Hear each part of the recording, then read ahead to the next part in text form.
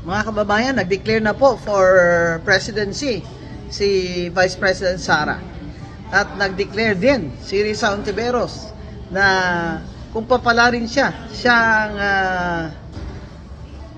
unity na kakandidato din for president. So far, VP Sara versus Risa Hontiveros. Kanino kayo?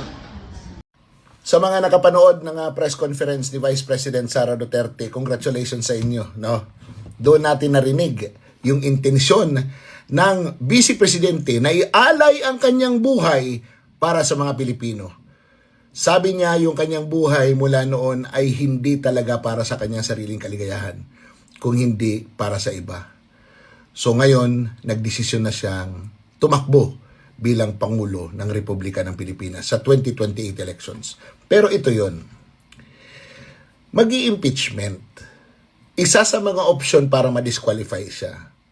At nag-file itong si Trillanes ng kaso sa Ombudsman para just in case mag-resign si VP, doon naman siya sa Ombudsman babanatan ni Rimulya ng sunod-sunod, mabilisan para ma-disqualify at hindi makatakbo.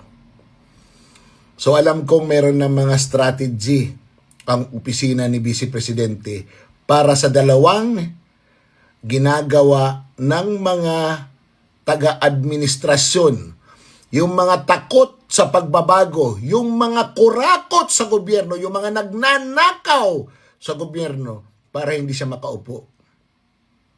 Ginagawa nila lahat ng paraan. Nagkakampi-kampi sila. Lahat sila nanginginig dahil walang tatalo sa isang Sara Duterte. Natutuwa ako. Ma'am, you have our support. You will be the next president in 2028.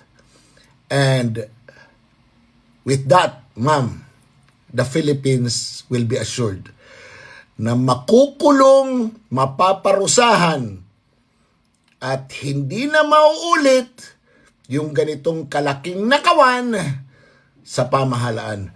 Mabuhay po kayo! Mabuhay po ang Pilipinas!